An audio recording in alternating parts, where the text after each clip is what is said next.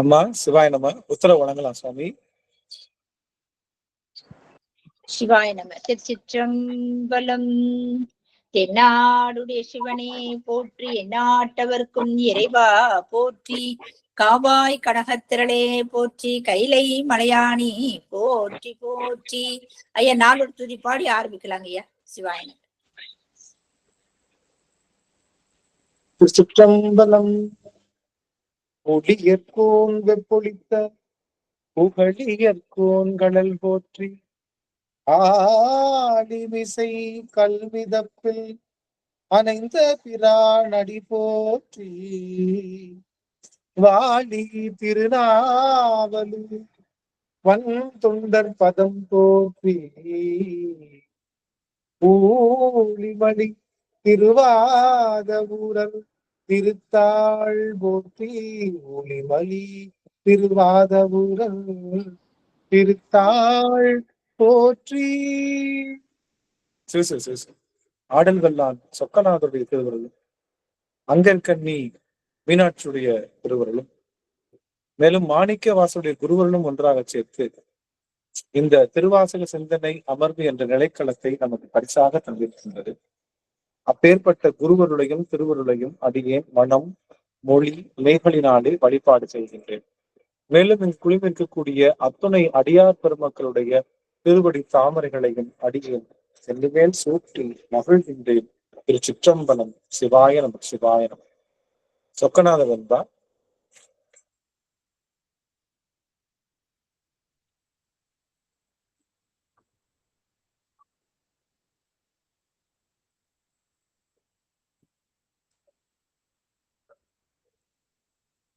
ஒரே ஒரு நிமிஷம் சாமி.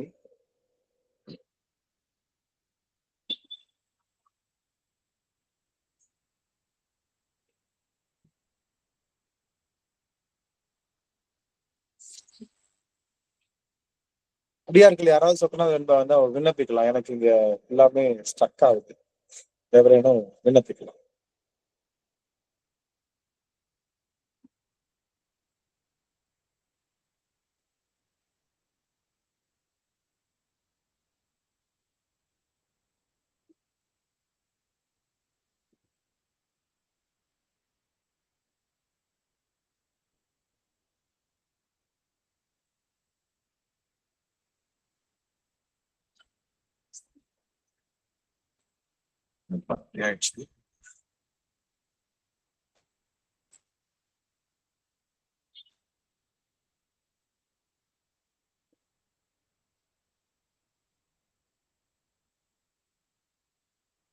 அடியார்கள் எவரேனும் சொக்கநாத வெண்பா விண்ணப்பிக்கலாம். யாராவது வாய்ப்பு இருக்குதுங்களா?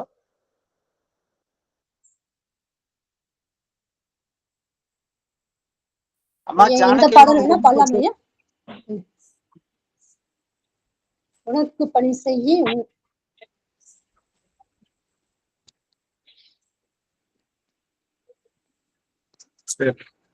சொக்கநாதா. உனக்கு பணி செய்ய முன்றனோம், முன்றனை என்னாலும் நினைக்க வரமெனக்கு நீதா, மனக்கவலை நீக்குகின்ற தென்மதுரை நின்மலனை எவ்வுலகும் ஆக்குகின்ற சொக்கநாதா. சொக்கநாதா. சொக்கநாதா. அமைச்சோம் அமைச்சோம். ஆகவே சொக்கநாதருடைய பெரும் கருணையினாலே நாம் தொடர்ந்து இந்த பதிகங்களை சிந்தித்து வருகின்றோம். அந்த வகையிலே திருத்தசாங்கம் என்ற அந்த பதிகத்தை நாம் சிந்தித்து வருகின்றோம். இந்த திருத்தசாங்கம் அப்படிங்கிறது மன்னனுக்கு இருக்கக்கூடிய 10 விதமான உறுப்புகளை நமக்கு திறம்பட எடுத்து உரைப்பது இந்த திருத்தசாங்கம். திருத்தசாங்கத்துல அடிமை கொண்ட முறைமை அப்படின்னு சொல்லி நம்மளுடைய அருளாளர்கள் இதற்கு சிறுகுறிப்பு பார்த்திருக்காங்க. அதாவது சிவபெருமானிடம் நாம் செய்கின்ற அந்த பக்தி என்பது எப்படி இருக்க வேண்டும் அப்படின்னா, அது அடிமை முறைமை கொண்டதாக இருக்கணும். ஏன்னா நாம முக்தியில கூட சிவபெருமானுடைய முழு வடிவங்களையும் பெற்றாலும் கூட சாலோபம் சாரூபம் சாமீபியம் சாமிஜ்யம் சாயுஜ்யம் என்று சொல்லுகின்ற எல்லா நிலைகளையும் நாம் பெற்றாலும் கூட இறைவன் வழங்க நாம் பெறுவோம். நமக்கா வழங்குகின்ற ஆற்றல் என்றும் வரப்போவதில்லை. ஆகவே என்று நீ அன்று நான் என்ற அளவிலே இறைவன் வழங்க நாம் வாங்குகின்ற இடத்துலதான் எப்பயுமே இருப்போம், சிவமாம் தன்மை பெற்றாலுமே. ஆகவே இந்த சிவ சிவப்பேறு என்ற நிலையிலும் கூட இந்த ஆன்மா சிவபெருமானுக்கு அடிமை என்பதை ஒரு நாளும் மறந்து விடக்கூடாது. சில பேர் சிவனிடம் அருள் பெற்று விட்டோம், நம்ம நமக்கு அஷ்டமா சித்திகள் கிடைத்து விட்டது, நம்ம எல்லாரையும் ஆள முடியும் அப்படிங்கிற அந்த எண்ணம் வரும்போது ஒரு சின்ன கர்வம் வருமா. ஆக சிவபெருமானுடைய அளவுக்கு நம்மளும் வந்துட்டோம் அப்படிங்கிற அளவுக்கு ஒரு பெரிய அந்த கர்வம் எழுமா. அந்த கர்வமே நம்ம பெரிய படு பாதாள குழிக்குள்ள தள்ளுகின்ற அளவுல அது நிகழும். அப்படிங்கறனால இந்த இந்த திரு தசாங்கத்துல நாம் இறைவனுக்கு மீளா அடிமை என்பதை ஒவ்வொரு முறையும் ஒவ்வொரு பாடலிலும் நமக்கு சொல்லுகின்றார்கள். ஆக இறைவன் ஆண்டானாகவும் இறைவன் ஆளுடையவனாகவும் நாம் அவனுக்கு அடிமையாகவும் இருப்பதனாலதான் நால்வர் பெருமக்கள்ல ஆளுடைய அடிகள், ஆளுடைய அரசு, ஆளுடைய பிள்ளை, ஆளுடைய நம்பி அப்படின்னு இறைவன் எப்பொழுதுமே ஆள்பவன் தான். நாம் எல்லாம் அவனுக்கு வழி அடிமைகள் என்பதை மறந்து விடக்கூடாது என்பதைத்தான் நாம இங்க ஒரு குறிப்பா தெரிஞ்சுக்கணும். ஏன்னா இறைவனுக்கு நாம செய்கின்ற தொண்டுல இப்ப நிறைய பேர் என்ன சொல்லிட்டாங்க, நம்ம எல்லாரும் பெருமானுக்கு நாம சக தோழர்களா நினைக்கலாம், சிவபெருமானை தோழமையோடு கொள்ளலாம் அப்படின்னு. சிவபெருமான தோழமையோடு கொள்ளலாம்னா அது சிவபெருமான் தான் கொள்ளுமே தவிர நாம் அதை செய்ய முடியாது. அதனால சிவபெருமானிடம் நாம் செய்ய வேண்டிய பக்தி என்பது பேரடிமை பக்தியாக இருக்கணும், அதுவும் மெய்யடிமை பக்தியாக இருக்கணும் என்பதுதான் நம்ம ஒவ்வொரு முறையும் பறைசாற்றுகின்றோம். அப்பேற்பட்ட அரசனாக இருக்கக்கூடிய சிவபெருமானுக்கு திருத்தசாங்கம் என்று சொல்லுகின்ற 10 விதமான அந்த இலக்கணங்கள் என்றும் மாறாமல் அப்படியே இருக்கும். மற்றவங்களுக்கு எல்லாம் பாத்தீங்கன்னா இந்த தசாங்கம் என்ன ஆகும், ஒரு அரசனுக்கும் அரச பதவி முடிஞ்ச உடனே வேற அரசர்கள் அங்க ஆக்கிரமிப்பு பண்ண உடனே இங்க என்ன ஆகும், தசாங்கம் என்பது மாறிவிடும். அவர்களுடைய நாடு மாறிடும், அவருடைய நிலைகள் எல்லாம் மாறிடும். ஆனா இங்க தசாங்கம் அப்படிங்கிற நாம் செய்கின்ற இந்த நிலைப்பாடு அப்படின்னு பாத்தீங்கன்னா அது என்றுமே மாறாத வகையில அது நமக்கு அருள் தரும் அப்படிங்கிற அந்த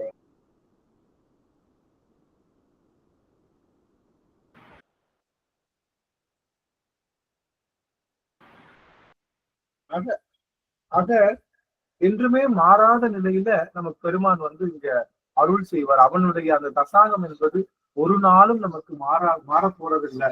அவன்தான் என்றும் நிரந்தர தலைவன் என்பதை நாம இங்க புரிஞ்சுக்கலாம் அப்படிங்கறது அடியார்களுக்கு சொல்லிட்டு இன்னைக்கு அடுத்த பாட்டுக்கு போயிடலாம்.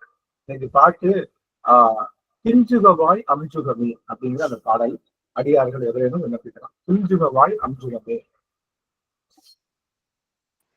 திருச்சிற்றம்பலம்.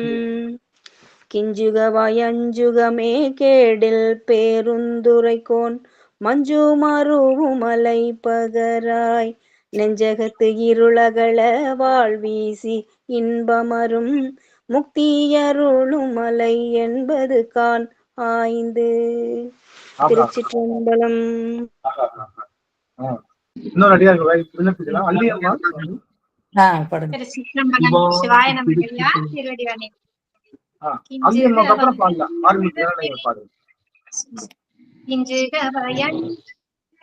கேடில் பேருந்துரைக்கோன் மஞ்சன் மருவும் மலை பகராய் நெஞ்சத்து இருளகல வாழ்வீசி இன்பமரும் முத்தி அருளுமலை என்பது காணாய்ந்து.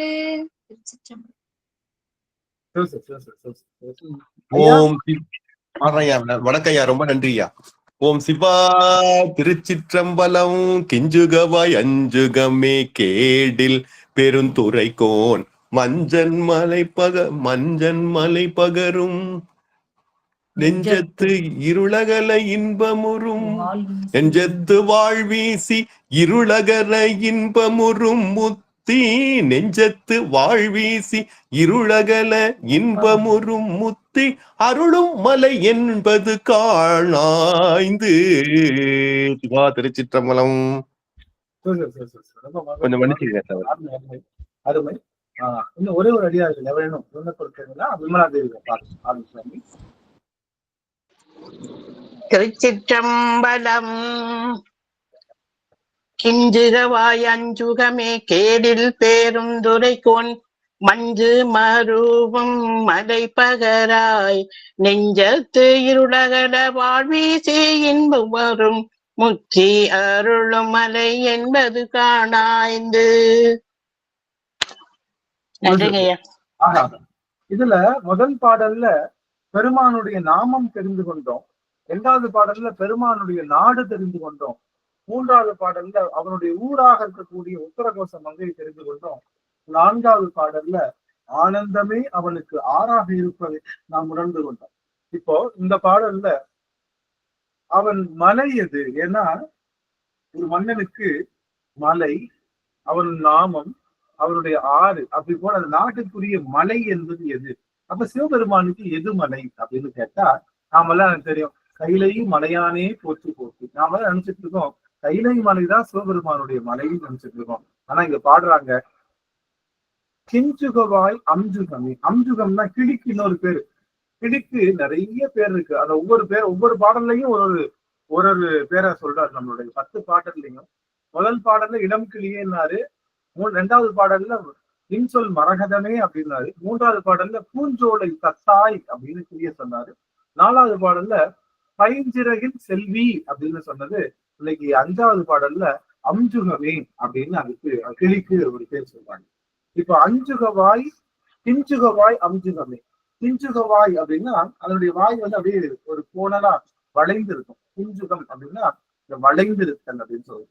அப்ப இங்க கிஞ்சுகவாய் அம்ஜுகமே, அம்ஜுகம் அப்படின்னு அஞ்சுகம்னு சொல்லுவாங்க. இது அம்ஜுகம் அப்படின்னு நம்மளுடைய அளவுல நம்மளுடைய சுவாமி வந்து இதுக்கு நிறைய பேர்கள்ல சொல்றாங்க. அப்ப இந்த கிஞ்சுகவாய் அம்ஜுகமே என்ன சொல்றாங்க? கேடில் பெருந்துரைக்கும். ஏன்னா எல்லாத்துலயும் திருப்பெருந்துறையத்தான் நம்மளுடைய சுவாமி வந்து நமக்கு இங்க குறிப்பிட்டிருந்தார். ஏன்னா இந்த பெருந்துறையில் இருக்கக்கூடிய பெருமானுடைய அந்த அந்த நிலைப்பாடு, ஏன்னா அவர் தான் வந்து எல்லா விதமான அருளையும் இங்க வழங்குறதுனால எல்லா பாடலையும் பாத்தீங்கன்னா பெருந்துரையான் பெருந்துரையான் பெருந்துரையான்னு தான் சொல்லியிருப்பாரு. ஏன்னா பெருந்துரையான் தான் நம்மளுடைய மணிவாசகருக்கு அவர் அரசனாக தெரிகின்றார், அவர் தான் குருவாக தெரிகின்றார், அவர் தான் தாயாக தெரிகின்றார், தந்தையாக தெரிகின்றார், அவருக்கு தான் பணி செய்ய வேண்டும் அப்படின்னு நினைக்கக்கூடிய அளவுல நம்ம சுவாமி இருக்காரு. கிஞ்சுகவாய் அஞ்சுகமே கேடில் பெருந்துரை கோன். கோன் அப்படின்னா மன்னன். பெருந்துறையில் இருக்கக்கூடிய கோன் என்று சொல்லக்கூடிய அந்த சிவபெருமான், அந்த ஆத்மநாத பெருமான். மஞ்சு மருவும் மலை பகராய். மஞ்சுனா மேகங்கள், மஞ்சுனா மேகங்கள். மஞ்சு மருவும் எப்பயுமே மலையில என்ன விளையாடும்? மலை முகத்துல என்ன விளையாடும்னா மேகங்கள் விளையாடும். அப்படி சிவபெருமானுக்கு மேகங்கள் விளையாடுகின்ற அந்த மலை என்ன அப்படின்னு சொல்ல முடியுமா கிளியே அப்படின்னு அந்த பெண் கேட்கிறார். அவங்க சொல்றாங்க நெஞ்சகத்து இருளகல வாழ்வீசி. நெஞ்சகத்து இருளகல வாழ்வீசி. அப்போ என்ன மலை அப்படின்னா ஒரு இருளுக்கு ஒளி வந்தா என்ன ஆகும்? இருள்ல ஒளி பாய்ச்சல் என்ன ஆகும்? வெளிச்சம் வருங்க. வெளிச்சம் எப்படி பாயும்னா, இருள்ல எப்படி வெளிச்சம் பாயும் அப்படின்னா வாள் போல பாயுமா. ஒரு வாழை வீசணும் அப்படின்னா அது எப்படி தன்னுடைய இலக்கை வந்து அது விடாம பாயுமோ. இப்ப வாள் வீசினா கண்டிப்பா அது போய் அந்த கிழிச்சிட்டு போகும் இல்லையா? அது போல இருளை கிழித்து கொண்டு அந்த ஒளி வருமா. அப்ப சொல்றாங்க எந்த இருள்? இந்த உலகத்து இருளை ஈஸியா இந்த சூரியனுடைய ஒளி கிழிச்சிடும். பாத்துறீங்களா? அந்த உலகத்தினுடைய இருளை காலையில் நம்ம எழும்போது சூரியனுடைய வெளிச்சம் என்ற கதிர் அந்த இருள் அப்படியே கிழித்துட்டு வரும். அதனால பார்த்தோம்னா காலையில அப்படியே ஒளி கதிர்கள்லாம் தன்னால தெரியும் பார்த்தா. ஏன்னா கொஞ்சமா இருள் விளங்கும் போது. அப்ப இந்த உலகத்து இருளை கிழிப்பதற்கு சூரியன் போதும். ஆனா இந்த உள்ளத்து இருளை கிழிக்கணுமே. உள்ளத்துல இருக்கக்கூடிய இருள் இருக்கே, இந்த உள்ளத்துல இருக்கக்கூடிய இருளை கிழிக்கணும்னா கொஞ்சம் பதமான ஒரு வாழ் தேவை. அப்போ இருள் அகல வாழ் வீசி. நம்ம இல்லத்தினுடைய இருளை அகழ்வதற்கு வாழ் வீசுகின்றான் பெருமாள். வாழ் வீசுகின்றான். என்ன எதுல வாழ் வீசுகின்றான்? இருளை அகழ்வதற்காக அவன் வாழ் வீசுகின்றான். எதை வச்சு? இன்பு அமரும் முக்தி. இப்ப இந்த மனசு எப்ப வந்து இருள் அகலும் அப்படின்னா, இந்த மனசு அருள் நிறைந்தா இருள் அகலும். அருள் இருள் அப்படின்னு ஒரு வார்த்தை தான். அந்த ஈ என்ற இருளை ஈ எடுத்துட்டு ஆவ போட்டு அது அருள். அந்த அருள் வந்துச்சுன்னா இது என்ன ஆகும்? இந்த மலை இந்த இருளானது தன்னால இந்த இருள் வந்து நாம நினைக்கிற மாதிரி வெளிச்சம் விளக்கேற்றி வச்சுட்டா இருள் போற இருள் கிடையாது. நம்ம நெஞ்சத்து இருள்ல வெளிச்சத்தை நம்ம நினைக்கிற மாதிரி விளக்க ஏற்றி வச்சுட்டா உள்ளுக்குள்ள அப்படியே அந்த இருள் போயிடும் அப்படின்னு கிடையாது. நம்ம வெளி இருள் புற இருள் இருக்கு இல்லையா? புற இருள் என்ன பண்ணும், வெளிச்சத்தை ஒரு விளக்கை வச்சுட்டா அது போயிடும். ஆனா அந்த நெஞ்சத்து இருள், அந்த இருளுக்கு என்ன பேரு அப்படின்னா ஆணவ இருள்னு சொல்லுவோம். ஆணவ இருள் என்ன பண்ணாது, பொருளையும் காட்டாது, தான் இருக்கிறேன்னு காட்டாது. இப்ப ஒரு இடம் இருட்டா இருக்குன்னு தெரிஞ்சாதான் நம்ம என்ன பண்ணுவோம், பார்க்க இருட்டா இருக்கு, அந்த ரூம் இருட்டா இருக்கு, உடனே லைட்டை போடுவோமா இல்லையா? அந்த ரூம் இருட்டா இருக்கிறதுனாவே தெரியல நம்மளுக்கு, ஆனா அது இருட்டா தான் இருக்கு, நமக்கு அது தெரியல, பார்த்தா இருட்டா இருக்கிற மாதிரியே தெரியல, என்னைக்காவது லைட் போடுவோமா? அது மாதிரி நம்ம நெஞ்சத்து இருள் எப்படி இருக்குன்னா தான் இருளா இருக்குன்னே காமிச்சுக்காது. என்னைக்காவது நம்ம நினைச்சிருப்போமா நம்ம இருள், நம்ம நெஞ்சத்து இருள்ல நாம வந்து எல்லாமே வந்து இருளுக்குள்ள ஒரே ஒரு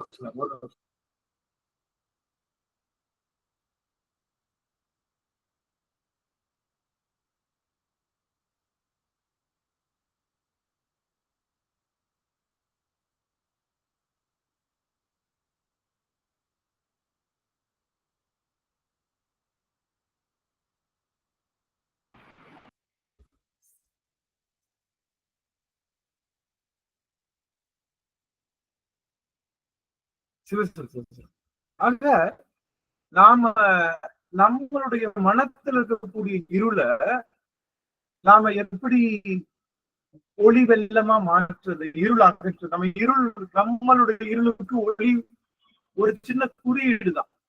நாம தினமும் தீபம் ஏற்ற சாமிக்கு அந்த தீபம் ஏற்றது இந்த உள்ள இருளை நீக்குவதற்கான சின்ன குறியீடு தானே தவிர இது ஒளியேற்றி அகல்கின்ற இருள் அல்ல. நம்மளுடைய மனசு இருள் ஒளியேற்றி இருள் அகல். இது அருளினாலே, அருள் வந்தா தான் என்ன ஆகும், இது அருள் வந்தா தான் உள்ளத்து இருள் மாயும். இந்த உள்ளத்து இருள் மாய்வதற்கு அருள் வரணும். அருள்னா என்ன, அருள் என்றால் என்ன சுவாமி?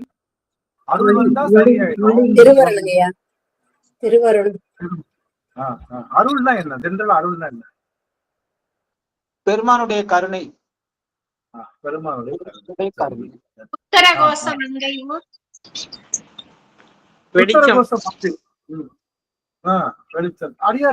அடியார்கள் அறம் அன்பு அதுதாங்க அருள். அருள் அருள் கருணை கருணை கருணை சொல்லுவாங்க. கருணை கருணை ஆகா, அருமை அருமை அருமை. கருணையும் அருள் தான். இருந்தாலும் சுவாமி இரக்கம். ரைட்டு. அருள் அப்படின்னா என்ன அப்படின்னா விமலாதேவி மீட் பண்ணிக்கலாம் சுவாமி. அடியார்கள் ஒரே ஒரு மணி மட்டும் வாய்ப்பு இருந்ததுன்னா நீங்க உங்கள்ட்ட எனக்கு வந்து நடராஜன் ஐயா, புவனேஸ்வரி அம்மா, ஜானகி அம்மா தெரியுறாங்க, சித்ரா அம்மா தெரியுறாங்க, சாந்தி அம்மா, மதிலா அம்மா தெரியுறாங்க, அல்லி அம்மா தெரியுறாங்க,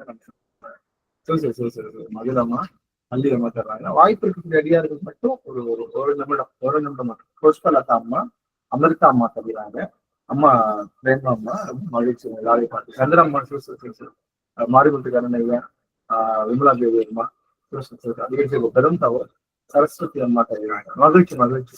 அது எனக்கு வார்த்தைகளே இல்லை, எல்லாரையும் பார்த்ததுல அவ்வளவு மகிழ்ச்சி, ரொம்ப ரொம்ப மகிழ்ச்சி. சரி, அருள் தான் என்ன அப்படின்னா அருள் என்பது அன்பு. சிவபெருமான், நாம சிவபெருமான் மேல வச்சா அது பேர் என்னது, அன்பு. சிவபெருமான் நம்ம மேல வச்சா என்னது, அருள். அருள்ங்க ஐயா. ரெண்டுமே அன்புதான். அன்பும் அருளும் ஒண்ணுதான். ஆனா நாம ஏன் சிவபெருமான் மேல அன்பு வைக்கிறோம்? நம்ம தேவைக்காக அது வேணும் இது வேணும்னு கேட்கறதுக்காக அன்பு வைக்கிறோம். என்ன வேணும், நமக்கு ஆனந்தம் வேணும். நமக்கு ஆனந்தம் வேணும்ன்றதுக்காக சிவபெருமான் அனுபவிக்கிறோம். அப்படி இல்லாம இருந்தா நான்மா என்னைக்காவது அனுபவிக்குமா? அப்படி சிவபெருமான் தான் ஆனந்தம் தருபவன் தெரிஞ்சும் இன்னும் அனுபவிக்காத ஆன்மாக்கள் எவ்வளவோ இருக்கு இல்ல. அன்பு, அப்போ அன்புன்றது என்ன, நம்ம வைக்கக்கூடிய அன்புல ஒரு கோரிக்கை இருக்கு. நம்மளையே அறியாம இந்த ஆன்மாவுக்கு ஆனந்தம் தேவை.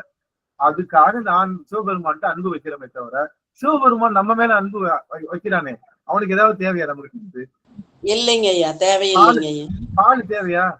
ஒரு அருகம்புல்லு தேவையா? நாம நாராசமா பாடுற தேவாரம் தேவையா? தப்பு தப்பா எழுதுற பாட்டு தேவையா? சக்கரை பொங்கல் வைக்கிறமே தேவையா? அவனுக்கு தேவையா? அவனுக்கு சக்கரை பொங்கல்னால ஏதாவது ஆக போதா? அவனுக்கு பாட்டுனால ஏதாவது ஆக போதா? அவனை புகழ்றனால ஏதாவது ஆக போதா? இல்ல இது திருவாசகம் முற்றுவதல் பண்ண போகுது அப்படின்றது எதனால ஏதாவது ஆக போதா? எதுனாலையும் அவனுக்கு ஒண்ணு. ஆனாலும் நம்ம என்ன பண்றான், அன்பு வைக்கிறான். எப்ப வரைக்கும் அன்பு வைக்கிறான்?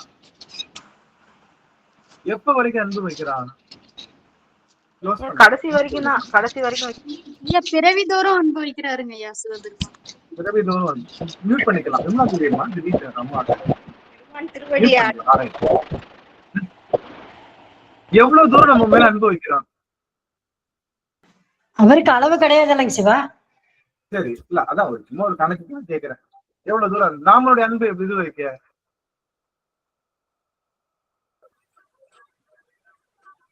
நம்மளோட அன்பு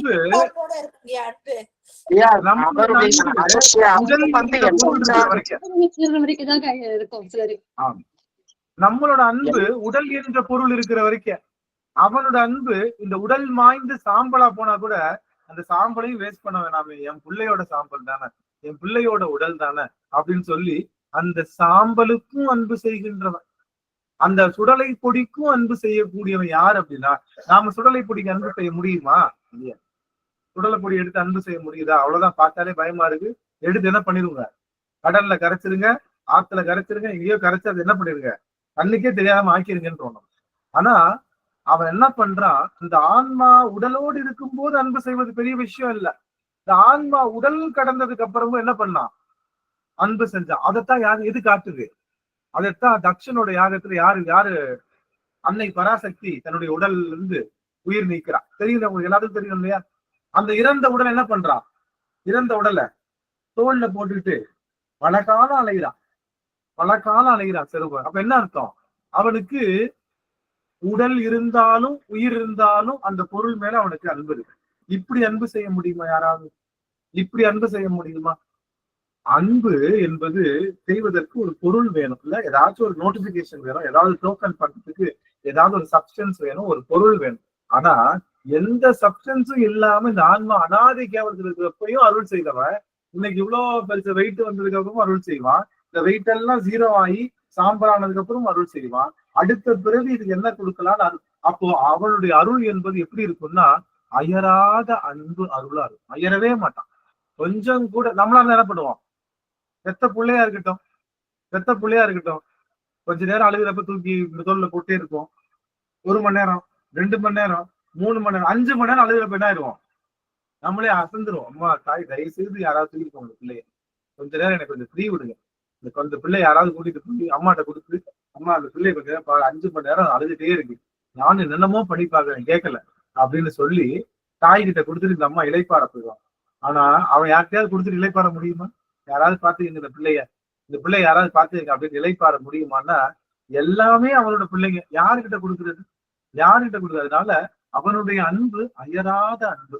அப்போ சிவபெருமான் வைக்கக்கூடிய அந்த அயராத அன்பு எதுவுமே எந்த ஒரு பொருளையும் ஏற்காமல், எந்த ஒரு பொருளைக்கும் எதிர்பார்ப்பு இல்லாம வைக்கக்கூடிய அன்புக்கு அருள்னு பேர். நாம வைக்கிற அன்புக்கு எதிர்பார்ப்போட வைக்கிற அன்புங்க ஐயா. எதிர்பார்ப்பு நம்ம யாரா இருந்தாலும் எதிர்பார்ப்பு தானே. நம்ம வேணா சொல்லலாம் அதிகாரிகள் மேல அன்பு வைக்கிறோம், அது கூட என்ன எதிர்பார்ப்பு தான். என்ன எதிர்பார்ப்பு? அது என்ன அதிகாரிகள் மேல அந்த எந்த எதிர்பார்ப்பும் இல்லாம தான் வைக்கிறேன். எதிர்பார்ப்பெல்லாம் இல்லைங்க ஐயா, எதிர்பார்ப்பெல்லாம் இல்ல. இல்ல என்ன எதிர்பார்ப்புனா, சிவபெருமான் அருள் செய்வான்ற எதிர்பார்ப்பு. சிவபெருமான் அருள் செய்வான்ற எதிர்பார்ப்பு இல்லாம பண்றோம். நம்ம அவனுடைய அருள் கிடைக்கணும். அடியார்கள் திருவடியில அருள் இருக்கு, அதனால அந்த திருவடியை எப்படியாவது பற்றுவோன்னு பண்றமே தவிர அதுலயும் கூட ஒரு விண்ணப்பம் செய்யறவங்க ஐயா, அது கூட ஒரு எதிர்பார்ப்பு தானே. ஆமா அதான் சொல்றேன், அது கூட எதிர்பார்ப்பு தானே. அப்போ எதிர்பார்ப்போட தான் நம்ம பண்ணிட்டு இருக்கோம். ஆனா சிவபெருமான் நம்ம மேல வைக்கிறது எந்த எதிர்பார்ப்பும் இல்லாம. அப்போ அந்த அன்பு தான், அந்த அருள் தான் என்ன பண்ணுமா, அந்த அருள் தான் இருளை நீக்குகின்ற உபாயம். நமக்கு என்ன வரணும், யாருக்கிட்ட எந்த எதிர்பார்ப்பும் இல்லாம சிவனுடைய அருள் கிடைக்கல. நம்ம இன்னைக்கு சிவனுடைய அருள் கிடைக்குமா அப்படின்னு நினைக்கிறேன். சரி கிடைச்சா கிடைக்குது.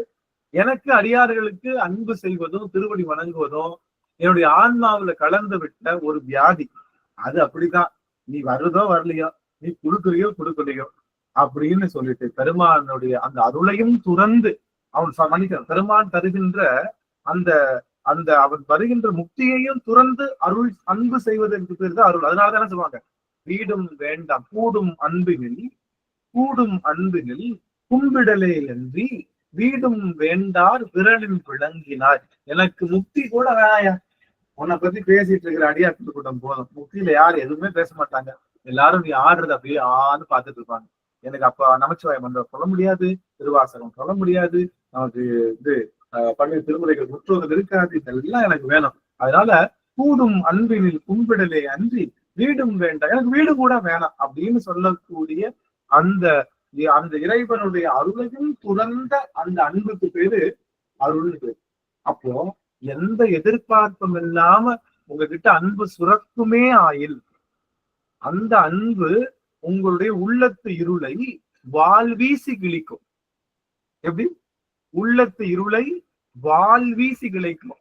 நீங்க பாத்தீங்கன்னா அருந்ததி இல்ல, பாகுபலி படத்துல பாத்தீங்கன்னா அந்த என்ட்ரி சீன், நம்ம யாரு அந்த பொண்ணு, நம்ம இந்த தேவசேன என்ட்ரி சீன் பாத்தீங்கன்னா அது தர மாதிரி வச்சிருப்பாங்க. அப்படியே அங்க இருந்து ஒரு வால் அப்படியே வீசுவாங்க, அவங்களுடைய முகம் தெரியும். அந்த மாதிரி வால் வீசி அந்த திரையை எப்படி வால் கிழித்து கொண்டு அந்த திரையை நீக்குவோ, அது போல இருள் என்ற அந்த வால் இருக்கு இல்லையா, அந்த திரைய இந்த அருள் என்ற வால் வீசும் போது அப்படியே அது கிழிந்து நமக்கு ஒளி என்ற வெள்ளத்தையும் நமக்கு ஆனந்தம் என்ற வெள்ளத்தையும் தரும். நல்லா கவனிங்க, உலக இருள் அதை ஒழிக்கணும்னா ஒரு ஒளி தேவை.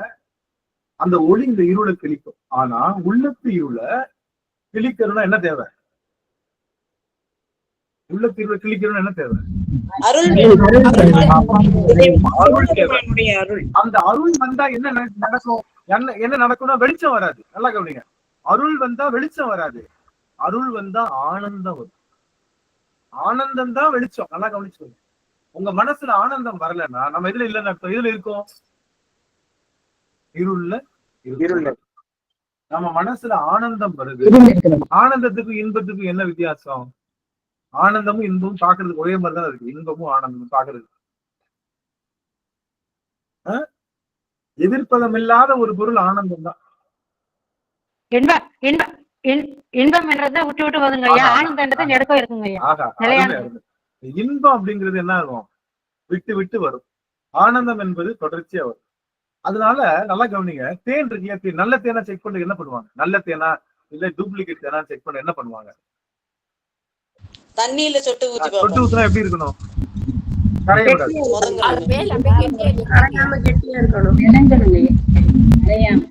இப்ப நீங்க இதெல்லாம் பண்றீங்கன்னு தெளிவா தெரிஞ்சு அதுக்கும் டெக்னிக் வச்சுட்டாங்க, தெரியும்ல, அதுக்கும் டெக்னிக் வச்சுட்டாங்க. நீங்க அப்படிலாம் செய்யறீங்க தெரிஞ்சு தண்ணியில ஊத்துனா கரையாத மாதிரி சீனி எல்லாம் ரெடி பண்ணிட்டாங்க இப்போ அந்த மாதிரி. ஆனா நல்லா கவனிங்க, தேனை வந்து என்ன தெரியுமா சாமி? தண்ணி குடிங்க சாமி. சுத்தமான தேன் வந்து லேசா கசப்பு இருக்குன்னு சொல்லுவாங்க சாமி. இல்ல, தொண்டை கவ்வும், கசப்பு இருக்காது, தொண்டை கவ்வும், குடிச்சோடனே தொண்டை கவ்வும், அந்த மாதிரி அதெல்லாம் இருக்கு. ஆனா தேன் எப்படின்னா ஊத்துனீங்கன்னா, ஒரு சொட்டு ஊத்துனீங்கன்னா என்ன ஆகாது? கன்சிஸ்டன்சி விழுந்துகிட்டே இருக்கும். இன்ட்ரப்ட் ஆகாம ஒழுகுந்தா அது பேர் என்னது? தேன். எது இன்ட்ரப்ட் ஆகாம ஒழுகுதோ, நீங்க ஒரு சொட்டு விடுறீங்கன்னா ஒரு சொட்டு என்ன ஆகும்? இப்ப தண்ணினா என்ன ஆகும்? டிராப், ஒரு டிராப் விழுந்து அடுத்த டிராப் எப்படி விடும்?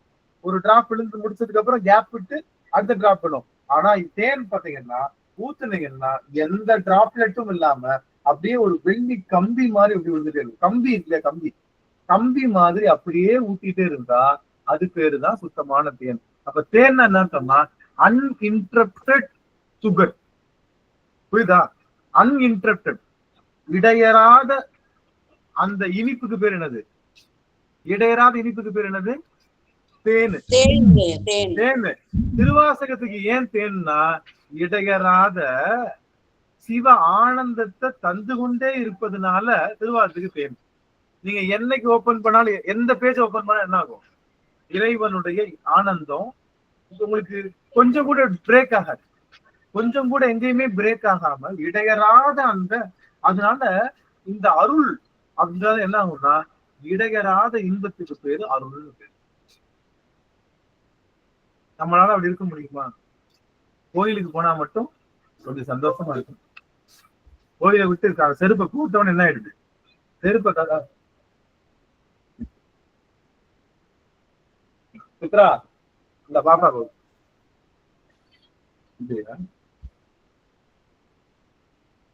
ஒரு நிமிஷம். ஆக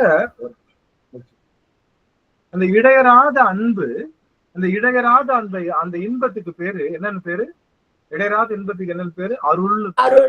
அருள்னு பேரு. அந்த இன்பம், நம்ம கிட்ட இருக்கக்கூடிய இன்பம் சிவபெருமான் கிட்ட நம்ம எப்பவுமே இந்த மனசானது இன்பத்திலேயே இருக்கு அப்படின்னா அது அருள்ல இருக்கு, இருள்ல இல்லைன்னு. திடீர்னு கோயிலுக்கு போனா இன்பம், சரி சாமி இருக்காருன்னு நம்புது. திடீர்னு வீட்டுக்கு வந்தோன்னு என்ன ஆயிடுது? அதே சாமி போட்டோ இருக்கு, எல்லாம் இருக்கு, இருந்தாலும் ஏதாவது துன்பம் வந்தோடனே துவண்டுது. நான்லாம் என்ன பண்ணுவேன்?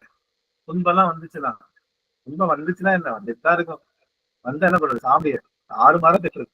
நீ எல்லாம் என்னடா இப்படி பண்ற, அப்படி பண்ற, நீ உண்மையா இருக்கியா இல்லையா அப்படின்னு பெருமானா இல்லாத வார்த்தைகள் போட்டு வசவு ஆடுறது. அப்போ அந்த மாதிரி இருந்தா அதுக்கு பேரு அருளா அப்படின்னா அருள் இல்லை. அருள்ல என்ன அர்த்தம்? அவனுடைய இன்பத்தை எப்பொழுதுமே அனுபவிச்சுட்டு இருக்கு. நமக்கு ஏன் துன்பம் வருது? நமக்கே துன்பம் வருது.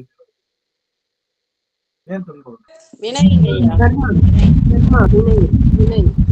கடவுளை அப்பதான் நினைக்க முடியும். நமக்கு அது அந்த வர்ற நேரம் நம்ம கடவுளை நினைப்பாங்க. சில பேர் துன்பம் வருது அப்படின்னு நினைப்பாங்க. எப்பவுமே நம்ம கடவுளை நினைக்கிறோம். ஆனா சில பேர் என்னன்னா கடவுள் துன்பம் வரும்போதுதான் கடவுளையே நினைக்கிறாங்க. ஐயா வினையினால்தான் துன்பம் வருது. இன்ப துன்பம் ரெண்டுமே வினைகள்னால் வர்றதாங்கய்யா. தூயவனா ஆக்குறதுங்கய்யா, தூய்மையானவங்களா ஆக்குறது. அறியாமையான இருள் இருக்கிறதுனால அது துன்பமா தெரியுது. ஆமா. இப்போ இது துன்பம் ஏன் வருதுன்னா இறைவனுடைய இருப்பை ஆன்மா ஒத்துக்கிறது இல்ல. வரமாட்டான் சாமி அப்படின்னு நம்பினா இந்த ஆன்மாவுக்கு துன்பம் வரும். அப்படிதானே? இந்த ஆன்மாவுக்கு எப்ப துன்பம் வரும்? இப்போ நம்ம அப்பா யாரு? அப்பா யாரு? சிவபெருமானுங்க ஐயா. சிவபெருமான். ஒரே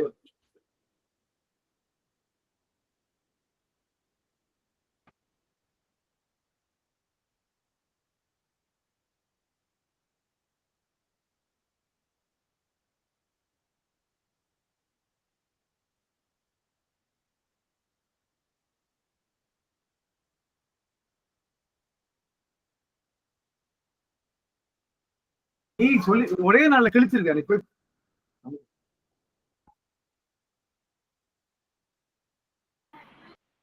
மன்னிக்கணும். ஆக இன்பம் நம்ம கிட்ட இருக்கக்கூடிய எங்க விட்டேன் சாமி? எங்க விட்டேன்? இறைவனின் இருப்பை உணர்வதால் வருவது. இறைவனுடைய இருப்பு மறக்குது. இப்போ நம்ம அப்பா யாரு? நம்ம அப்பா ஒரு நிமிஷம் எல்லாரும் ஆன் பண்ணுங்க. ஒரே ஒரு நிமிஷம் எல்லாரும் ஆன் பண்ணுங்க. சிவபெருமானுங்க.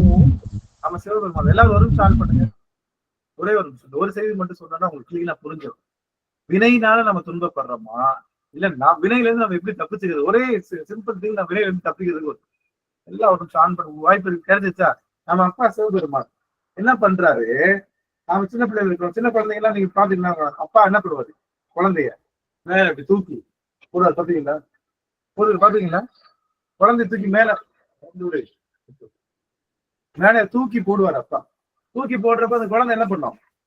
சிரிச்சுக்கிட்டே மேல போகும். கீழே இறங்குறப்ப என்ன வரும்? கீழே இறங்குறப்ப பயப்படுமா? சிரிச்சுக்கிட்டே தான் கீழே வரும். ஏன்?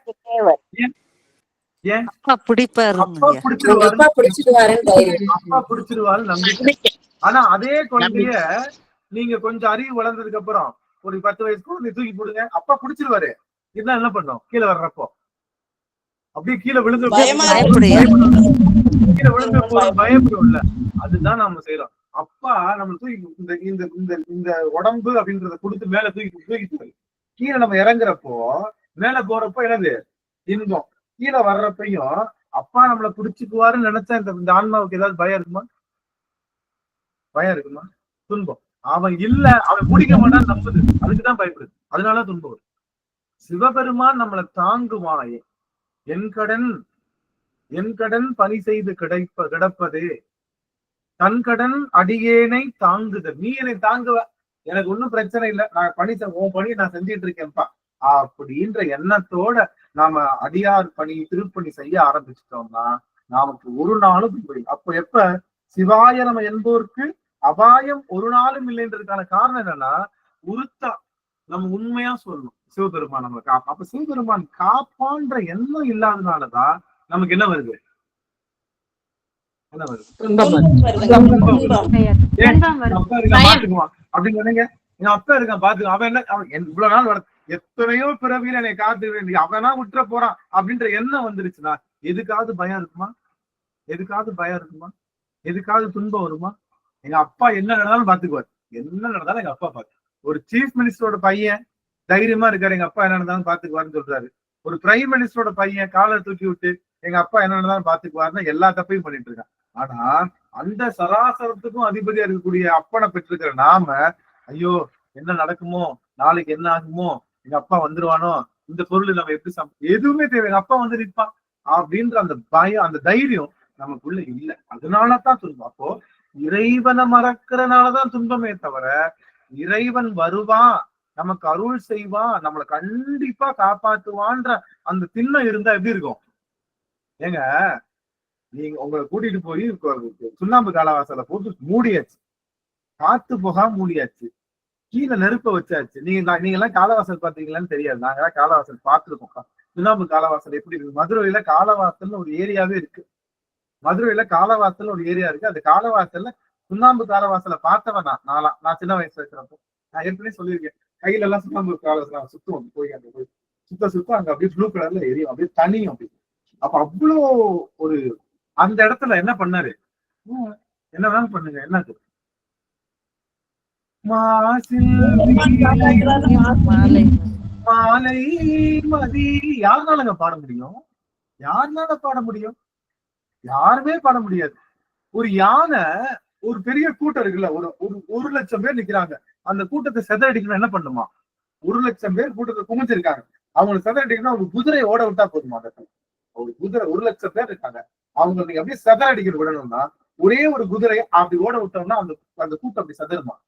இல்ல. 10,00,000 பேர் நிக்கிறாங்க, அந்த கூட்டத்தை செதற வைக்கணும்னா ஒரு மதம் பிடிச்ச யானையை ஓட விட்டா போதுமா? ஒரே ஒரு மதம் பிடிச்ச யானைய 10,00,000 பேர் நிக்கிற இடத்துல ஓட விட்டா அந்த கூட்டம் அப்படியே செதறிடும். ஆனா மதம் பிடிச்ச யானை வர்றப்போ சுண்ணவன் சந்தன சாந்தும் சுடர்விங்கள் சூழா மணியும் வண்ண உரிவை உடையும் வளரும் பவல நிறமும் அண்ணல் முரண் அறநேரும் அகல வாலயரவும் பின்னல் கெடில புனலும் உடையார் உருவ கமர்நாம் அஞ்சுவதொன்றும் அந்த வருவதும் இல்லை. ஒரு யானை வர்றப்போ 10,00,000 பேர் இருந்தாலும் சதறி ஓடிடுவாங்க. அவ்வளவு பயம். 10,00,000 பேருக்கு பயம் தரக்கூடிய ஆட்களுடையது ஒரு யானை, 1,00,000 பேருக்கு பயம் தரக்கூடியது ஒரு குதிரை. அப்படிப்பட்ட இடத்துல அந்த யானையை பார்த்துட்டு அஞ்சுவது யாதொன்றும் இல்லை, அஞ்ச வருவதும் இல்லைன்னு சொன்ன அந்த உறுதி நம்ம கிட்ட இருக்குமா? கோயிலுக்குள்ளே இருக்கும், ஒரு யானை அப்படியே வருது, ஒரு யானை அப்படியே வந்து திடீர்னு மதம் முடிச்சு வருது, என்ன பண்ணுவோம்? கோயிலுக்குள்ளதான் இருக்கும், என்ன பண்ணுவோம்? நம்மளையும் அறியாம நம்ம கூட என்ன இருக்கு? பயம் இருக்கு. பயம் இருக்குல்ல, அந்த பயத்தை நீக்குவதுதான், அந்த பயம்தான் இருள். அந்த இருளை நீக்குவதற்கு இறைவனுடைய அருள் என்பது நம்மளுடைய மனசுல ஊறி போயிருந்ததுன்னா அது என்ன ஆகும்? நமக்கு ஒரு நாள் அப்ப நாம படுகின்ற துன்பத்துக்கு என்ன காரணம்?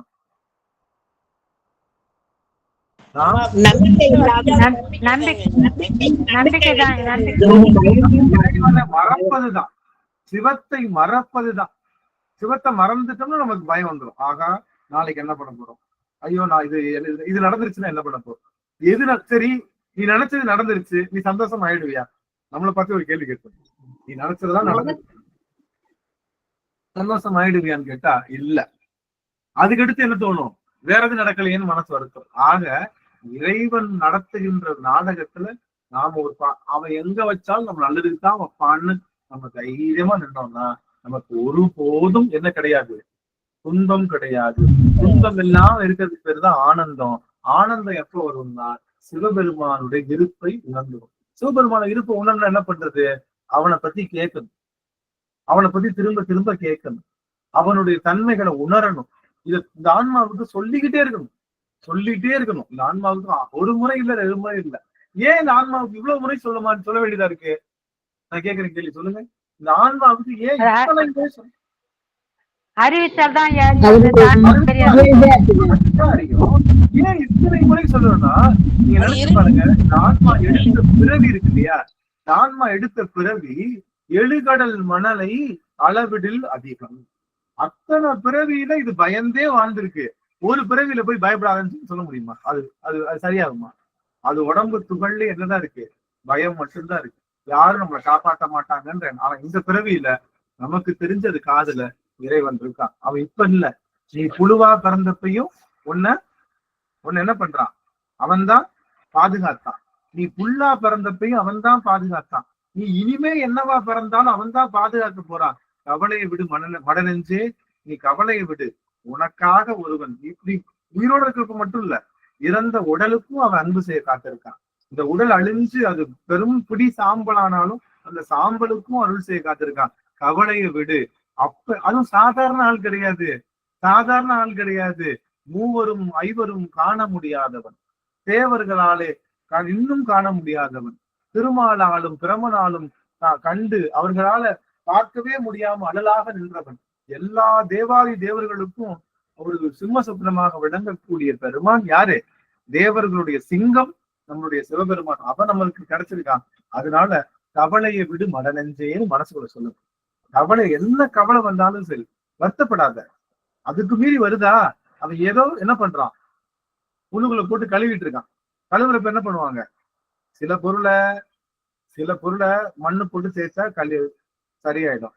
ரொம்ப இதா இருக்கு, என்ன படர்ந்துச்சு, என்ன பண்ணணும், ரொம்ப ஒரு வட சட்டியில ரொம்ப எண்ணெய் படர்ந்துச்சு, எண்ணெய் படர்ந்து பயங்கரமா இதாயிடுச்சு.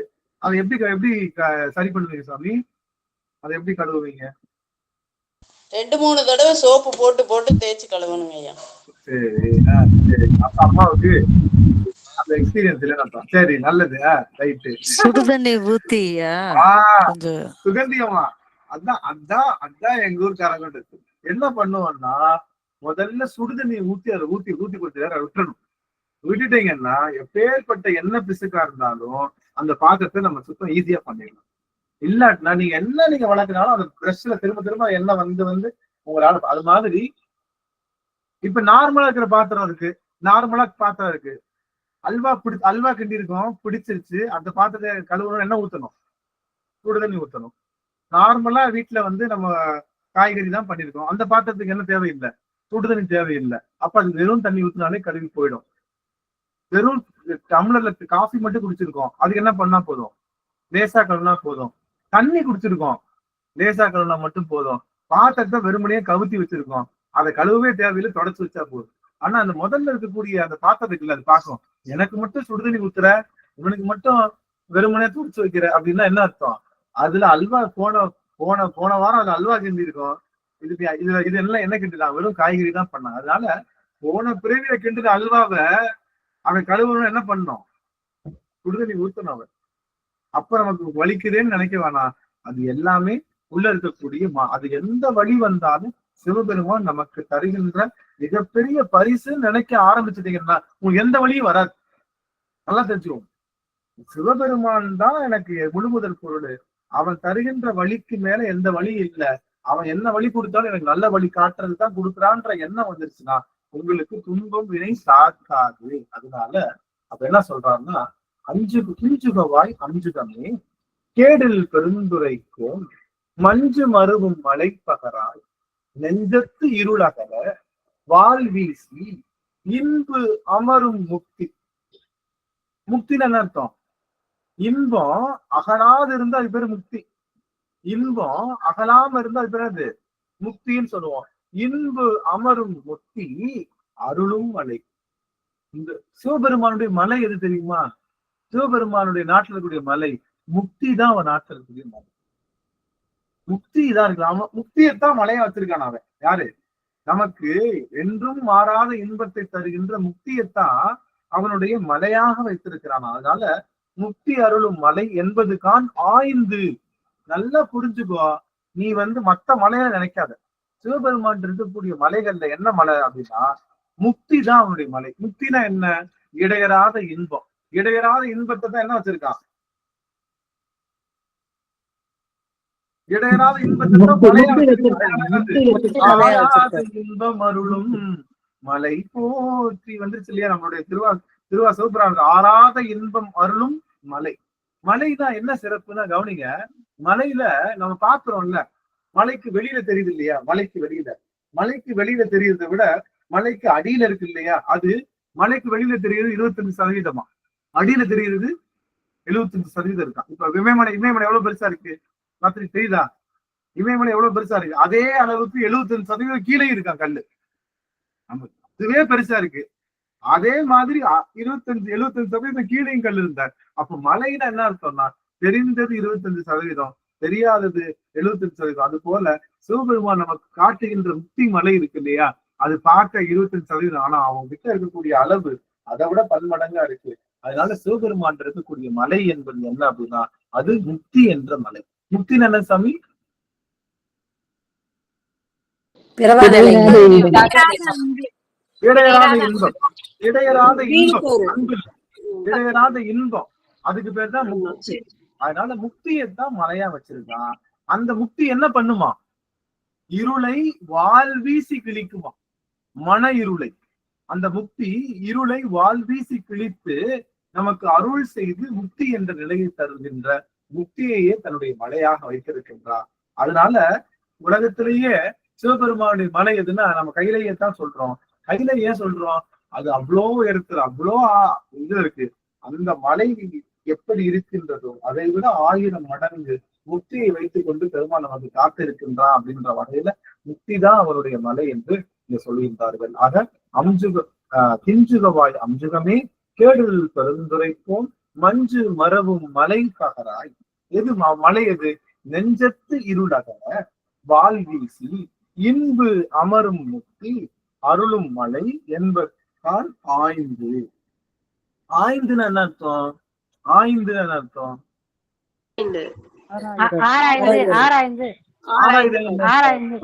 என்ன அர்த்தம்?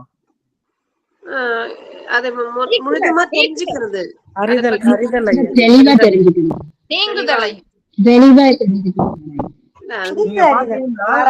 நீங்க பகுத்தறிவு, அதாவது கரெக்ட். இப்ப பாத்தீங்கன்னா அந்த கீரையை மட்டும் என்ன சொல்லுவாங்க? கீரை மட்டும்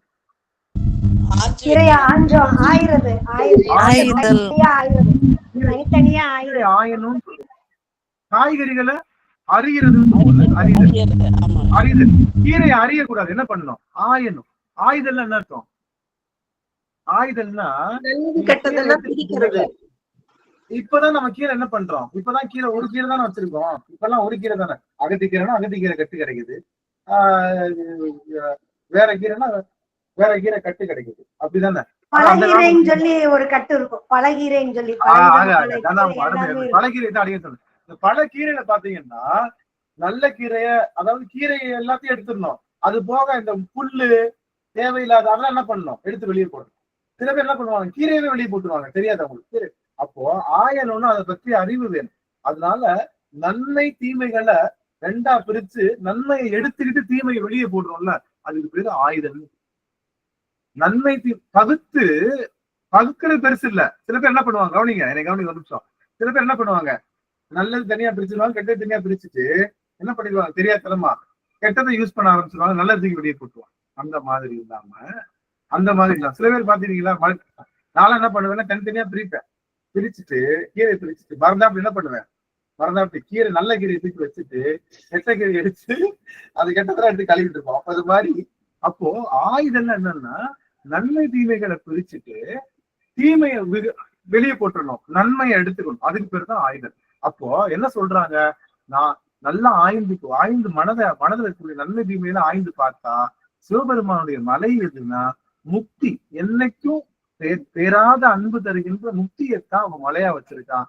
அந்த மலை என்பது எதை தருகின்றது என்றால் இந்த மனதினுடைய இருளை வாழ்வீசி கிழித்து அது இருளை அகற்றி அது அருளை புகுத்தி அது ஆனந்தத்தை நிலைநிறுத்துகின்றது.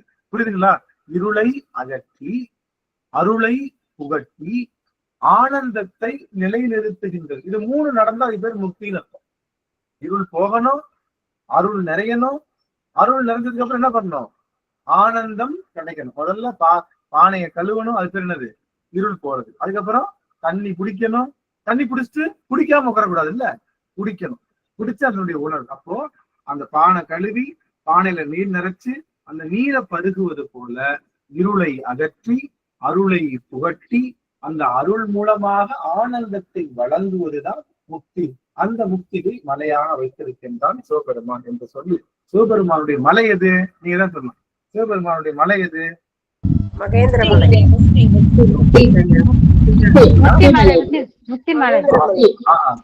ஐயா, இருளை அகற்றி புகட்டி அருளை முக்தி. ஆக அதுதான் முக்தி. அந்த முக்தியை பெறணும் அப்படின்றது. மகிழ்ச்சி. ஆக இந்த பாடல் முடிச்சாச்சு. நீங்க அடுத்த பாடல் மட்டும் பாடிட்டு அப்படியே நம்ம அடுத்த இந்த அமரம் முடிச்சிடலாம். இப்பாடே வந்தி எம்பு பாடலாமா? சாந்தி அம்மா பாடுங்க. சாந்தி ஆரம்பம் அம்மா 6வது பாடல். இப்பாடே வந்து எம்பு கூப்புகள் என் கிழியே ஒப்பாட சீருடையான் ஊர்வதென்னே எப்போதும். இப்பாடே வந்து எம்பு கூடு புகழ் என் கிழியே ஒப்பாட சீருடையான் ஊர்வதென்னே எப்போதும். தேன்புறையும் சிந்தையராய் தெய்வ பெண் ஏத்திசைப்ப வான்புறவி ஊரும் மகிழ்ந்து வான்புறவி ஊரும் மகிழ்ந்து. திருச்சிற்றம்பலம். ஒருத்தவங்க பாடலாம். ஆமா பாடுங்க. சிவாய நம. திருச்சிற்றம்பலம். இப்பாடி வந்தியம்பு கோடு புகழ் என் கிளியே ஒப்பாட சீருடையான் ஊர்வது என்னே எப்போதும் தேன் புரையும் சிந்தையராய் தெய்வ பெண் எதிசிப்ப வான்புருவி ஊரும் மகிழ்ந்து. திருச்சிற்றம்பலம். அம்மா சுசிலா அம்மா பாடலாம். திருச்சிற்றம்பலம். இப்பாட வந்து எம்போ கூடு புகழ் என் கிளியே ஒப்பாட சேருடையான் ஊர்வதென்னே எப்போதும் தேன் புரையும் சிந்தையராய் தெய்வப்பன் ஏற்றி சுத்த வான்புரவி ஊரும் மகிழ்ந்து. திருச்சிற்றம்பலம். ஆக இந்த பாடல்ல அவனுடைய வாகனம் எதுன்னு கேக்குறாங்க. அவனுடைய வாகனம் எது? சிவபெருமானுடைய வாகனம் எது? அந்த வாகனம் தான் நாம எல்லாம் நினைச்சிட்டு இருக்கோம் சிவபெருமானுடைய வாகனம். சிவபெருமானுடைய வாகனம் ரிஷபம்னு நினைச்சிட்டு இருக்கோம். ஆனா சிவபெருமானுடைய வாகனம் குதிரை என்ற புரவி அப்படின்னு சொல்றாரு நம்மளுடைய மணிவாசகர். இதுல கிஞ்சுகவாய் அஞ்சுகமே அப்படின்னா பழைய பாட்டுக்கு போறோம். இந்த கிஞ்சுகவாய்னா கிஞ்சுகம் அப்படின்னா அது சிகப்புன்னு அர்த்தம். நீங்க பாத்தீங்கன்னா இந்த முள்ளு முருங்கை இலை பாத்துறீங்களா? முள்ளு முருங்கை இலை அந்த செடி பாத்துறீங்களா? தெரியும் ஐயா, சொல்லுங்க. இந்த முள்ளு முருங்கை இலை அந்த பூ எப்படி இருக்கும்? இந்த சுடுகாய்ன்னு சொல்லுவோம்ல, சுடுகாய் வரிசை இருக்கும். அந்த முள்ளு முருங்கை இலை பூ எப்படி இருக்கும்? பூ அப்படியே கிளிமு காட்ட தொங்கும் ஐயா. ஆமா, நீங்க பாத்தீங்கன்னா செக்கச்சவேல் இருக்கும். அந்த சிகப்புனால எந்த பயனும் கிடையாது. அது போல கிளியினுடைய வாயில சிகப்பு இருக்கு. அந்த சிகப்புனால ஏதாவது பயன் இருக்கான்னா பயன் இல்லை. ஆனா அது பயனுடையதா இருக்கும். எப்போ அது இறைவனுடைய திருநாமத்தை பேசும்போது அது பயனுள்ளதா மாறும். அது போல கிளியினுடைய வாயில சிகப்பு இருப்பதனால ஏதாவது பயன் இருக்கான்னா இல்ல.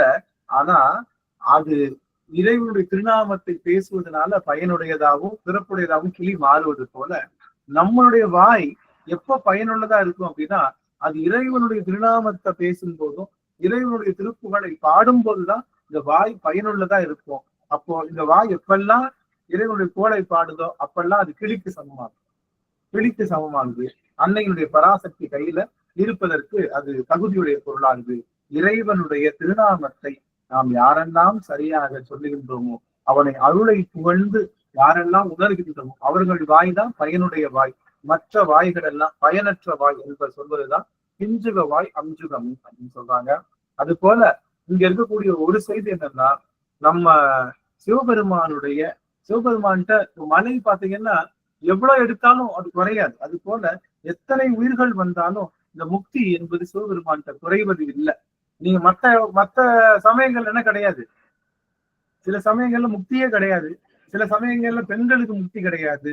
சில சமயங்கள்ல ஆண்களுக்கு முக்தி கிடையாது. சில சமயங்கள்ல இது இருக்குல்ல, இந்த விலங்குகள்லாம் இருக்குல்ல, அதுக்கு முக்தி கிடையாது. தெரியுமா உங்களுக்கு? விலங்குகளுக்கு ஆன்மாவே கிடையாதுன்றாங்க. விலங்குகளுக்கு ஆன்மாவே கிடையாது, சோலே கிடையாதான். மற்ற சமயங்கள்ல சொல்றாங்க விலங்குகளுக்கு எல்லாம் முக்தியே கிடையாதான். நான் சொன்னேன் அதான் அப்ப இறந்து போனா எங்க போகும் கேட்டா அது எங்களுக்கு தெரியாது, அது எங்களுக்கு தேவையில்லைன்றான். இது மாதிரி எல்லாம் இருக்கும்போது முக்தியை என்ன பண்றான், மலை மாதிரி வச்சுக்கிட்டு எல்லாருக்கும் வழங்குவதற்காக காத்து கொண்டிருக்கின்றான் நம்முடைய சிவபெருமான். அப்பேற்பட்ட சிவபெருமானுடைய முக்தியை நாம் என்ன பண்ணுவோம், பெறுவதற்கு தகுதியானவர்களாக இருக்கணும் அப்படிங்கிற செய்தியைத்தான் சாமி சொல்றாரு. என்ன சொல்ல வராங்கன்னா, ஒரு மன்னன்ட்ட ஒரு பவள மலை இருந்தா என்ன சொல்லுவோம், பவள மலையை மன்னன் வச்சிருக்கான். அப்ப அவன்கிட்ட போனா என்ன கிடைக்கும், பவள பாறை கிடைக்கும். பவள பாறை கிடைக்கும். தங்க மலை வச்சிருக்கான், அவன்கிட்ட போனா என்ன கிடைக்கும், தங்கத்தை மலை மாதிரி குடிச்சிட்டு இருக்கான், அவன்கிட்ட போனா தங்கம் கிடைக்கும். ஆனா சிவபெருமான்ட்ட என்ன இருக்கு, சிவபெருமான்ட்ட என்ன இருக்கு, முக்தி என்ற மலை இருக்கு. அதனால அவங்களை நம்பி நீங்க போனீங்கன்னா முக்தி உங்களுக்கு கிடைக்கும். முக்தினா என்னது, என்னைக்குமே துன்பப்படாத இன்பம் தான் முக்தி. அப்போ கவலைப்படாதீங்க, அது எங்கேயோ இல்ல, நம்ம கிட்டதான் இருக்கு. அந்த மலையை வாங்கினா என்ன பண்ணலாம், சிவம் நமக்குள்ள இருக்காருன்னு நினைச்சிட்டாலே உங்களுக்கு என்னைக்கும் துன்பம் வராது, பயம் வராது, சோகம் வராது, பொறாமை வராது, பற்று வராது, பாசம் வராது. எப்பொழுதுமே சிவசிந்தனை இருக்கலாம். அப்பேற்பட்ட நிலையை நாம அடையணும் அப்படின்னா நாம் என்ன பண்ணணும், கண்டிப்பா சிவபெருமானை பற்றி சரியாக புரிந்து கொள்ளணும். சிவபெருமானை பற்றி சரியா புரிந்து கொள்ளணும்னா இது போன்ற திருவாசக சிந்தனைக்கு நீங்க எல்லாரும் எதிர்பெறணும். அடிக்கடி சிவபெருமானை பத்தி பேசிக்கிட்டே இருக்கணும். இப்ப நான் இருக்கேன், நான் நல்லவனா, நான் பெருசா நான் சொல்ல பேசுறேன் இல்ல, சிவபெருமான துன்பம் இல்லாம இருக்கேன்னா எவ்வளவோ துன்பம், எவ்வளவு துன்பம் வந்தாலும் உடனே சாமியை போயிட்டு இருக்கு, நீ என்ன பண்ற, நான் உனக்கு அவ்வளவு பண்ணிருக்கேன் அப்ப சொல்லிட்டு என்ன நினைப்பேன், ஐயோ இப்படி சொல்லக்கூடாது, நம்மளே அறியாம வருது இல்லையா, இப்படி சொல்லக்கூடாது, சாமி நல்லதுதான், அப்ப மாத்திக்கிறோம். ஆனா அந்த முதல்ல என்ன வருது, அந்த துன்பம் தான் வருது. எனக்கு ஏன் கொடுக்குற, உன்னை நம்பி அப்படின்ற எண்ணம் வருதே தவிர அந்த எடுத்த உடனே அந்த பண்பு, அதை ஏத்துக்கிற பண்பு நம்ம கிட்ட வரமாட்டேங்குது. அப்போ அது ஏன் வரல, தொடர்ந்து அவனை பத்தி நம்ம என்ன பண்ணணும், இன்னும் நிறைய கேட்கணும், இன்னும் நிறைய பேசணும். அவனுடைய தன்மையை புரிய புரிய புரிய என்ன ஆகும், அவன் நம்ம ஒரு நாள் அவன் விடமாட்டான்ற அந்த எண்ணம் மனசுக்குள்ள என்னைக்கு அடி ஆழமா நட்டு நங்கூரம் மாதிரி பதியுதோ அன்னைக்கு இந்த ஆன்மாவுக்கு என்ன கிடையாது, இன்பமே கிடையாது, வினைகள் கிடையாது. உங்கள் வினைகள் போகணும்னா என்ன பண்ணணும், இடைவிடாது நினைச்சிட்டே அவ்வளவேதான். இடைவிடாது நினைக்கிறோம்னா பயந்து நினைக்க வேணாம், எல்லாத்துக்கும் அவன் தான் இருக்கான், எல்லாத்தையும் அவன் பார்த்துப்பான்ற உறுதியோடு உறுதி நினைப்பு நினைக்கும். அப்படி நினைக்க நினைக்க என்ன ஆயிடும், உங்களுக்கு ஒரு நாளும் வினைகள் துன்பம் வராதுங்க. துன்பம் வராது. கண்டிப்பா அவன் எதுக்காக வினை ஊட்டுறான், சாமி எதுக்காக? ஒரு பிள்ளை பயப்படுது, இருட்டை பார்த்து பயப்படுது, என்ன பண்ணணும், அந்த பிள்ளை இருட்டுல இருந்து பயத்தை போகணும், என்ன பண்ணணும், இருட்டை பார்த்தாலே பயப்படுது, ஒளி வெளிச்சம் போடணும். அப்படியா?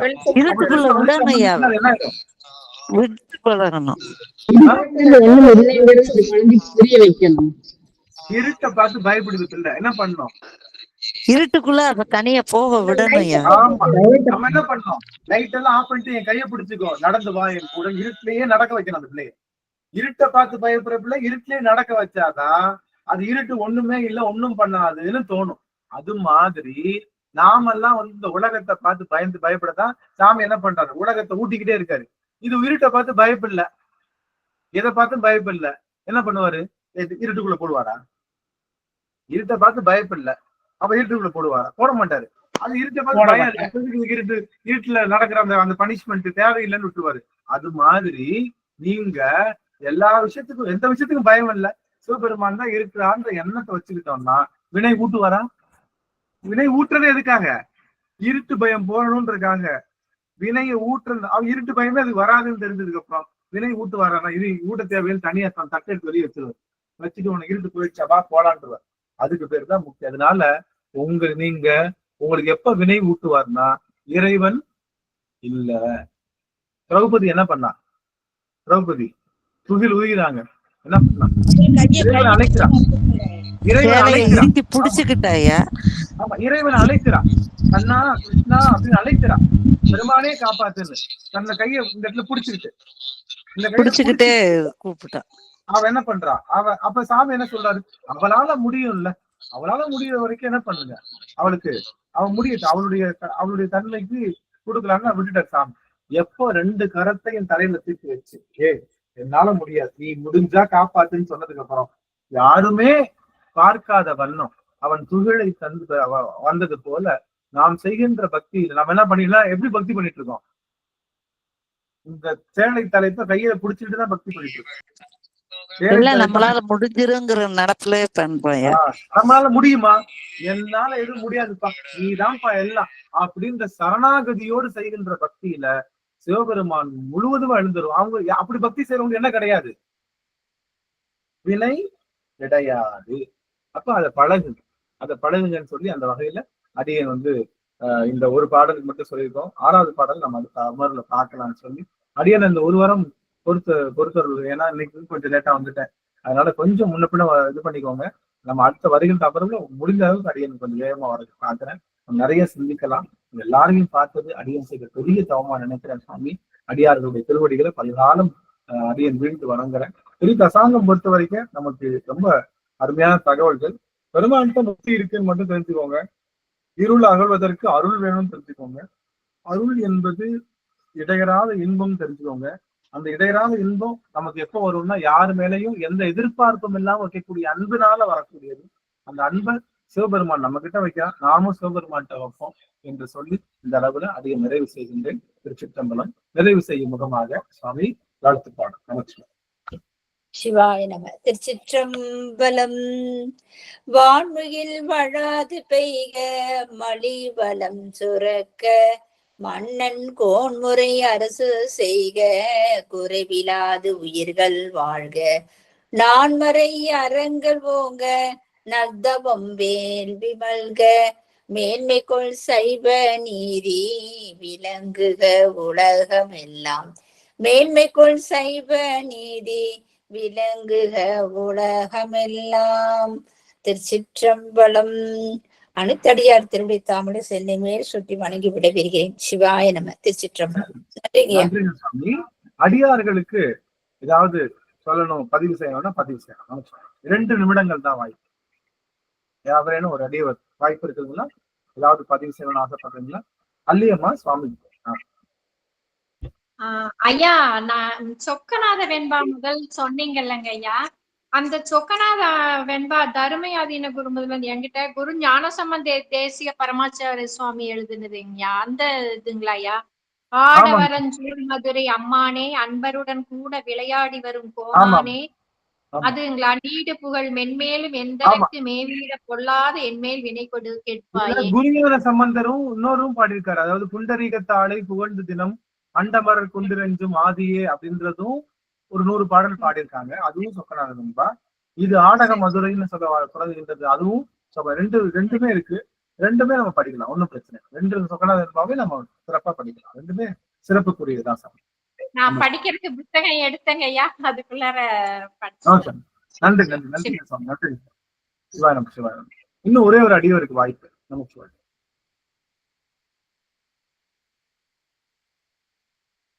சரி, நல்லது. ஆக அடியவர்கள் எல்லாம் ரொம்ப தெளிவா இருக்கீங்க.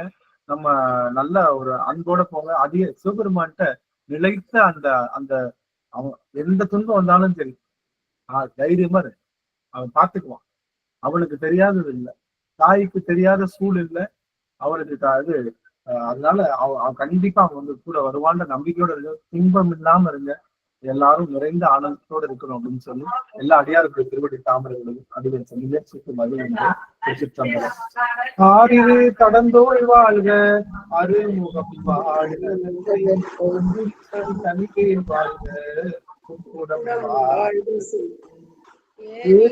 மங்கை வாழ்க யானை தன்னனங்கு வாழ்க மாறிலா வள்ளி வாழ்க வாழ்க சீரடியார் எல்லாம் மாறிலா வள்ளி வாழ்க வாழ்க சீரடியார் எல்லாம். வெற்றிவேல் முருகனுக்கு அரோகரா. ஞானவேல் முருகனுக்கு உத்தரவு வாங்கிக்கிறேங்க ஐயா. முருகனுக்கு அரோகரா. திருச்சிற்றம்பலம். அடியாருக்கு உத்தரவு.